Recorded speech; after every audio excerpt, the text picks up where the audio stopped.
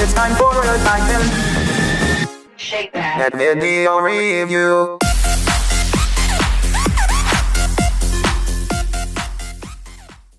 Hello, people of YouTube. Titans Ed here, back to do another video review. And as you can see, we're not doing Transformers this time. We're doing Power Rangers. Yes, it is the Power Rangers Lightning Collection 2-pack that is, thankfully, affordable and currently available at GameStop. Unlike the other 2-pack that I've seen, which is only available at San Diego Comic-Con and is $159. And yet another reason why I dislike San Diego Comic-Con. Now, these are part of the Lightning Collection. So, these are the figures that Hasbro are now producing for Power Rangers now that they've bought out Power Rangers. Great timing, ambulance. If you heard that, my apologies. But I can't control that.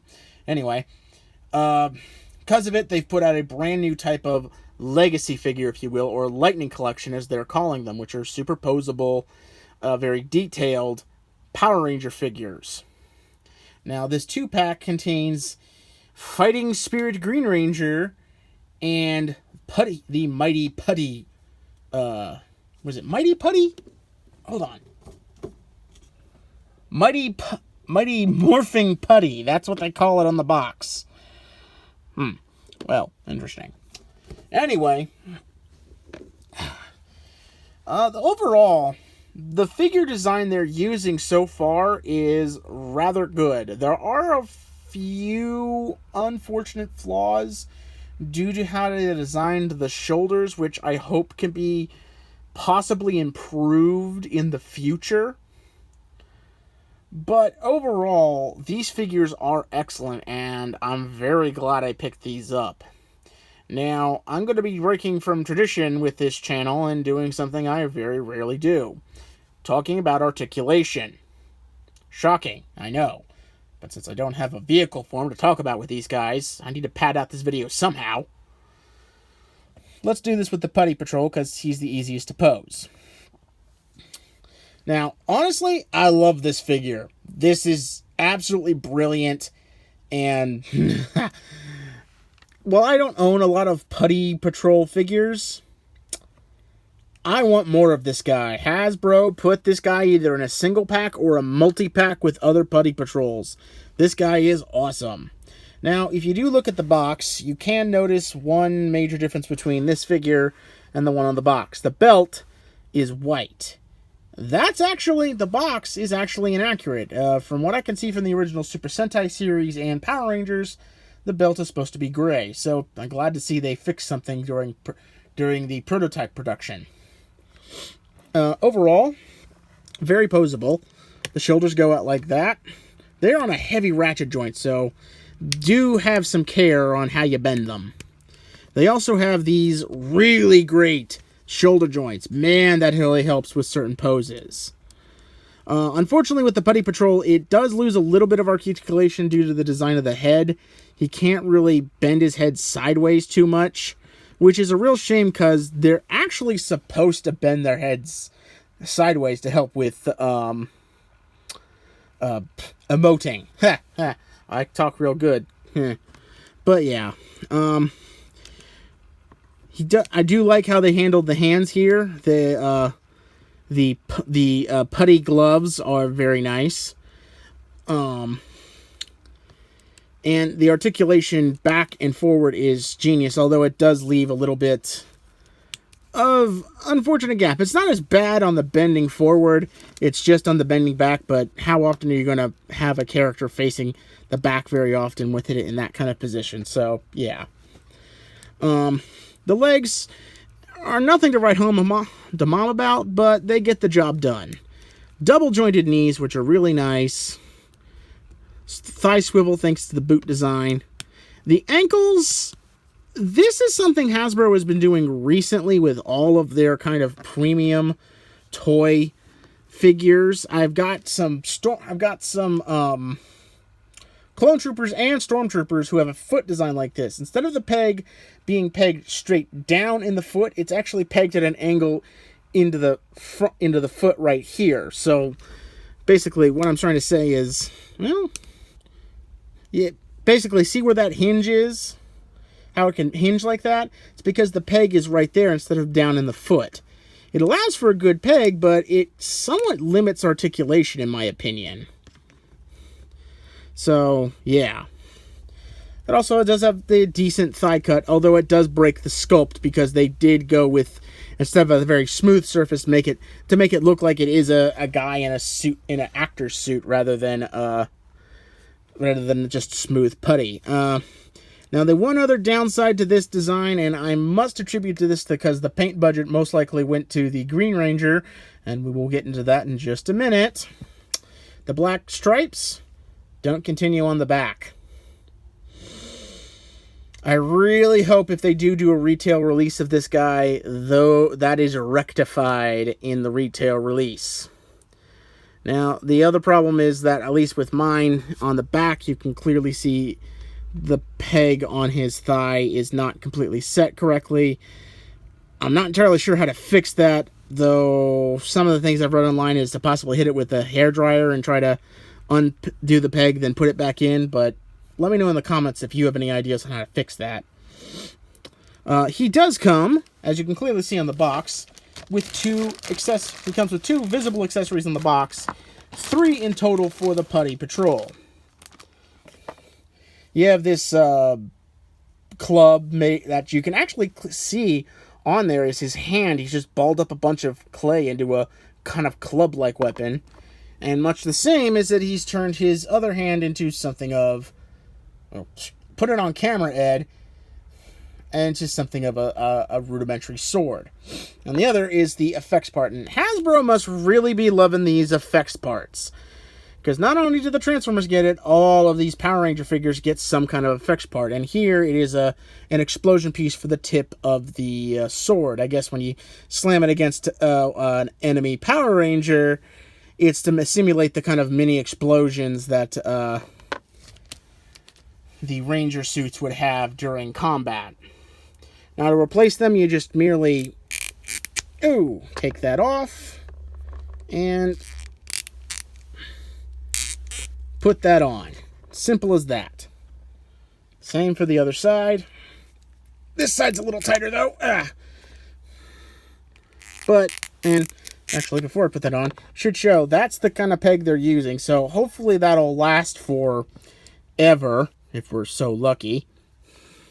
But yeah, you just put that on and now your putty is ready to fight some Power Rangers. But yeah, it's a very nice figure, and I really like it. Like I said, I would gladly buy a multi-pack of these guys, or if they sell individual releases, I'm going to buy at least 4 more so I can have a small squadron. But yeah, that is the mighty Putty, as the box puts it. Put these off to the side. Now to the figure that most likely is both exciting and pissing off quite a few hardcore Power Ranger fans. Now, more than likely, this is, for the most part, outside of a couple of details, what the regular release of the Green Ranger will look like. Now, I can already hear a lot of hardcore Power Ranger fans screaming to the top of their lungs about the silver stripes on the top of his head, and that the Dragon Dagger's holster is on the wrong side. And you technically would be right. However, the suit design in front of you is based on an episode of Power Rangers Dino Thunder, which, while wrong, makes the toy technically accurate. Let that sink in for a moment. Hasbro sold us a figure that is technically inaccurate, but is accurate to that technical inaccuracy. Hasbro has officially become Hasbro is officially the trolliest toy company on the planet. Without doubt. So yeah, as inaccurate it is to the original Green Ranger and Super Sentai suit, it is accurate to what was saw on screen during Power Rangers Dino Thunder when Tommy Oliver was going through his kind of spirit quest while in his coma. He had to fight his 3 previous suits he had worn. White Tiger, Green Dragon, and Red Zeo. So, he does come with a few accessories. Besides the 2 hands that are currently attached to his body, he comes with 2 extra. A karate chopping hand, which was also previously released with the White Tiger Ranger release, as well as a hand specifically designed to hold the Dragon Dagger to play the flute mode. Now, I have a problem with this particular hand, and we'll get into that in just a second when I get into some posability for this figure. But there's 2 more. There are 3 other accessories in that you would get with this release. The next 2 go together is the evil sword. I honestly forget what the name of this sword was, but it was basically the sword that was keeping Tommy Oliver evil and under the control of Rita Repulsa. I'm sure there's a name for it both in the Super Sentai series and Power Rangers, but for the life of me, I cannot remember it right now. If you know, leave a comment leave a comment below. I'm sure I've already got like a dozen angry ones. So, yeah. But it does look good, although, much like the figure art release, solid plastic tassel. Oh well, what you gonna do? To go with this accessory is a ton of crackling green electrical energy, which I think the sword is supposed to fit in like this. It's interesting. I think honestly the electricity is a little too flimsy. I know why it has to be this way. A, to prevent it from easily breaking, and then some kids swallowing it because, you know, you can't have adult collectors, apparently. And B, it's so it can more easily fit around the blade. We have that. And the last is the decapitated head of Tommy Oliver. In reality, all of these figures, outside of a certain select few, all come with the civilian guy's head of their respective Rangers. This is the same head that was released with the White Tiger Ranger figure as well, which I find a little disappointing since I would have liked to have a Tommy Oliver figure with his hair let down and not in this ponytail. To switch them out, you just merely pull off the head. Sorry about that. It's actually a lot easier than it is on the White Tiger version, so I'm actually kind of impressed. And you just put that on there. And that doesn't look too bad, honestly. That looks pretty good. His articulation is about the same as the Putty Patrol, outside of well, at least not on this one. On the helmet, it's a little better. He can, you know, well, maybe not. Let me switch back to the... Well, I guess not. I thought for sure that these heads could swivel to the side a little better, but the articulation basically the same. It's a little more restricted on him due to the armor, but because it's made of a more softer plastic, it does flex with the body, so it does work. Other than that, the articulation is just about the same. So like I said earlier, he has this specific hand designed to hold the flute, the Dragon Dagger, as in its flute mode, which would use to summon the Dragon Zord, as well as use for certain attacks. Unfortunately, the way to design the hands is all with a universal joint. Basically, they're designed to all bend their wrist this way.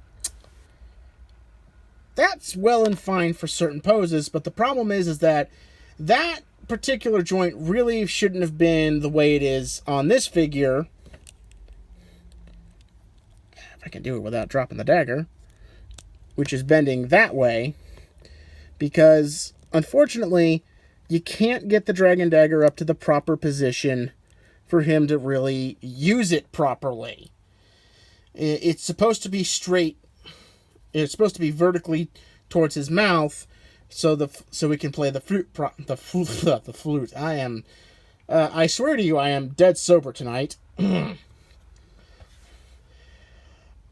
To play the flute properly. Unfortunately, the hand can't bend in the proper way to do that, and I really have to fault Hasbro on this, on not designing the hand specifically to do that.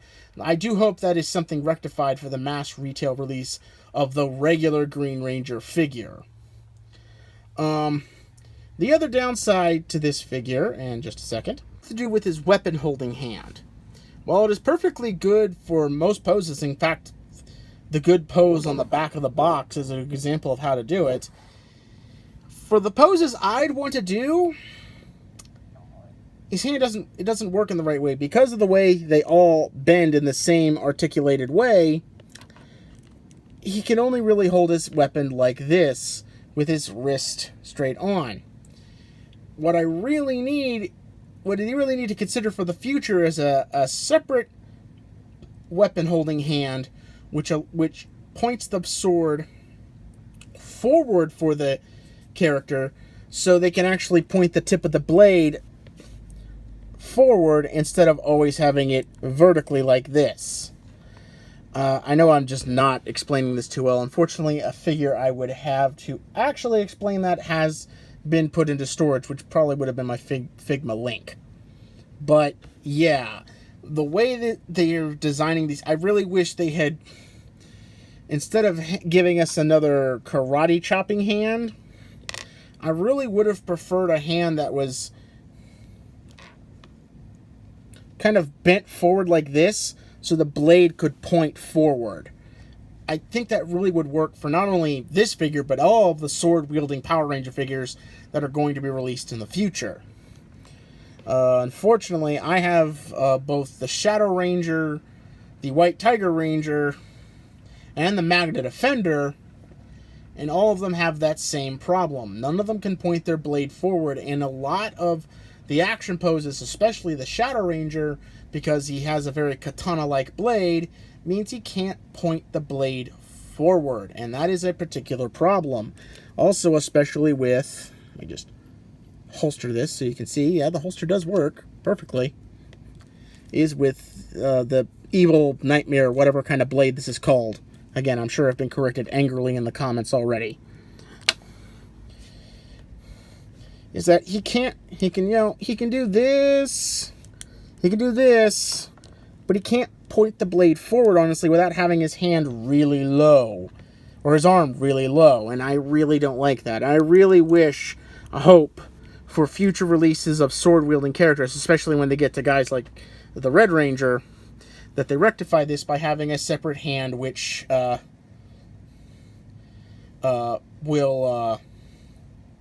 be able to point forward. Like I said, these figures are pretty freaking posable, and combined with a few action stands like these NECA stands, you can pull off some pretty crazy looking displays. I'll be totally upfront. I think both of these figures are amazing. I really am getting into the Lightning Collection, and I do plan on doing some more video reviews in the future. I really hope this one gets a regular mass retail release and is outside of a 2-pack. I desperately want a patrol of these guys and not just one putty to get constantly knocked around. I'd settle for just individual packs, but also even maybe a 3-pack with maybe some specialized weapons and extra different posed hands. But yeah, this guy is awesome, and I do recommend him.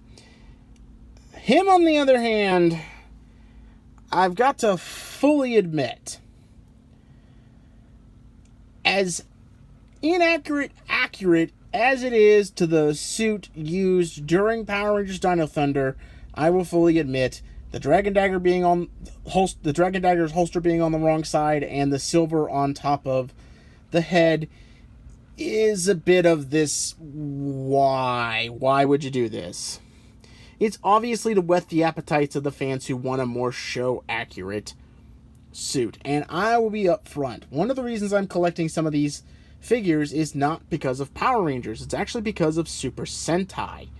These figures are much cheaper and, right now, much easier to get my hands on than most of the Japanese figures that are currently on the market in Japan and part of import market here in America. Because they're so much cheaper and easier to get, I have preferred these over, say, HR Figuarts or whoever else is, or whatever Bandai's putting out in Japan right now, because they're actually starting to make action figures themselves to go with most of their toys for Super Sentai in Japan. But again, I think the Lightning Collection is an awesome set. I think this set is worth getting. Is it worth the $40 asking price? Not really. If you can get it for $35, it's perfectly acceptable at that point. And this guy is a pretty decent stand-in for an evil Tommy Oliver figure until the regular, hopeful, mass retail release of the Green Ranger, which hopefully has the holster on the proper side and no silver crest on the helmet, is released down the line. Again, I really hope this guy gets an individual release because he's just perfect. I mean, look at the pose I've got him in. That was kind of the go-to pose for the guys who were doing the Putty Patrol whenever they had the suits in America, or the guys who were playing the golems for the Super Sentai series. Was kind of the go-to pose, and it really works. I'm surprised this figure can actually achieve that. That's very impressive. I do recommend it. If the Green Ranger bothers you, I do recommend trying to get him at about $35. Get the set at $35 rather than $40. Better than that, I say it's perfect and well worth being in your collection. So until next time, this is Titan Zed saying I'll see ya when I see ya.